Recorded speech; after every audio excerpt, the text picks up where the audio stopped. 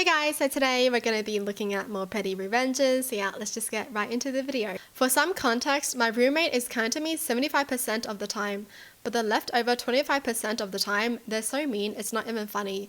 They snap at me for things outside of my control. They yelled at me for chewing too loudly. I was eating chips in the middle of the day. They take naps all the time and told me I could feel free to make noise, but yelled at me for taking a phone call and whispering. They cussed me out for eating food that I thought was mine. And most of all, they posted a TikTok bashing me and my partner. Those people are terrible people, dude. Now I decided to move out and I told them that. I got my new room assignment and I'm moving out this weekend. As I'm planning my move, I'm realizing that almost all of the shared stuff in our room is mine. The fridge is mine, the trash can is mine, the vacuum is mine, the pots, pans, cooking stuff is mine. The cleaning supplies are mine. My roommate and I both had fridges and we decided I'd bring mine and they would leave theirs at home. So now they're stuck without a fridge. Whenever they're being nice to me, I feel bad. But the moment they snap at me, all my guilt goes right out the window. Good. As they should. Take everything. That's crazy. Everything was theirs, but the roommate still had the audacity to be mean.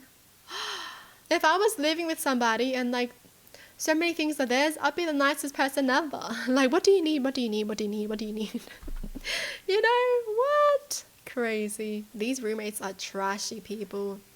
They didn't even appreciate anything.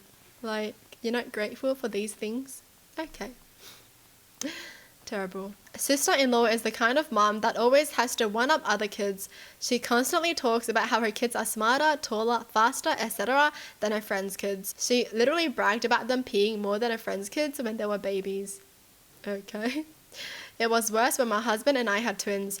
Suddenly, everything was a competition, that her kids always won. One of my girls rolled over at 4 months. Her son had rolled over when he was just a week old. The twins both took their first steps around 13 months. Her daughter was running at 4 months. Yeah, right. She even changed the weight of her kids' birth weights, which makes them both heavier than the current heaviest newborn in America. It's so weird that she feels the need to tell such obvious lies, especially to people who know she's lying because they weren't there when her kids were small. I got annoyed when she went from lying about her own kids to telling me there was something wrong with mine. The girls are a few months shy of 2, and they're both healthy, on track and hitting the milestones. Sister-in-law has become obsessed with the idea that there is something wrong with them because they're not speaking in long sentences. Of course they're not. They're not even 2. They are both developmentally on track, but she insists that her children are speaking in 5 to 6 word phrases by 18 months. Honestly, her son is almost 7 and I can still barely understand a word the kid says. My husband and I ignored her, but she took it too far when I got a call from her friend, who works in early intervention, who was under the impression I was very concerned about my children. We talked and her friend confirmed that yes, they are on track and no, there's nothing to worry about. I finally lost my patience. Hey, her kids are breaking almost every record there is, and that should be celebrated. We had dinner with my husband's family on Saturday. Kids were in another room, and I decided it was the perfect time to give her my gift, a booklet I had printed and laminated called the White Claw Book of World Records.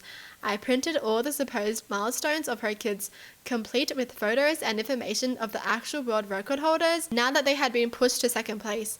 She flipped through the first couple of pages, went beet red and called me an ass.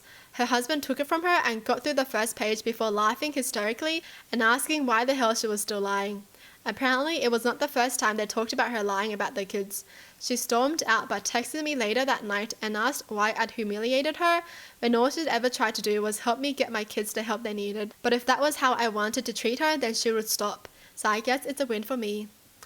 Ew, parents like this? Seriously? Why would you lie about stupid stuff like that? Shut up! No one cares about your kids as much as you do. Oh my god! Who cares? Who cares about your kids? What the?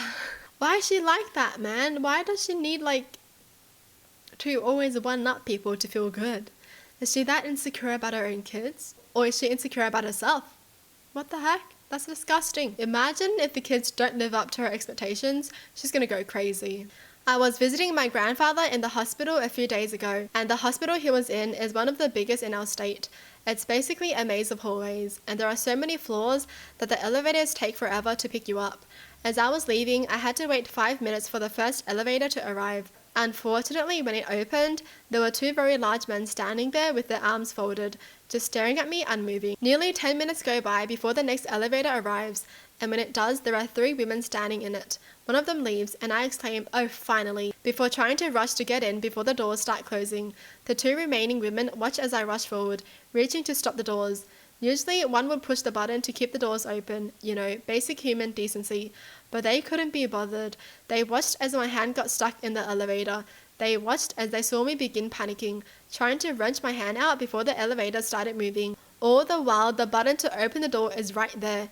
Eventually, I was able to free my hand, leaving a 4-inch space in the door. I then got to listen as the door struggled to close again, and the elevator seemed to give up. Then I got to hear them A. realize they were stuck, B. try and fail to make the doors close, and C. have to press the call button to get help. They were still stuck as the next elevator pulled up and I boarded, and they were still stuck as I left.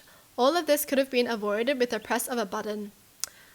Wow, these are the most inconsiderate people ever. Oh my gosh, that's so crazy. These people are the opposite of people who like opening doors for people.